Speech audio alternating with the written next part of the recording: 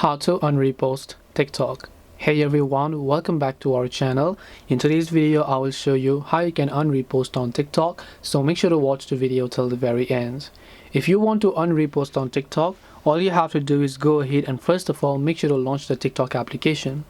Once you launch a TikTok app, let's just say that you reposted a certain video. So you tap the share icon from the bottom right and then you tap the repost option here. What happens is that if you would like to unrepost it, maybe you've watched so many videos now, you can't find track of where the video is that you have reposted. So how do you unrepost? Well, it's very simple. You have to come to the profile icon located at the bottom right corner of the screen.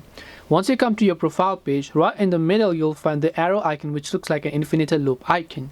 So make sure to tap on that icon here, and right on this page you will be able to see a list of videos that you have reposted in the past, no matter how long ago they may be. So look for that particular video that you want to unrepost, tap the share icon again and tap the remove repost option, and your repost will get successfully removed. This way you can remove repost on or unrepost on TikTok. Hope this video is very helpful. If you have any questions, feel free to leave them down. Thank you for watching and see you in the next video.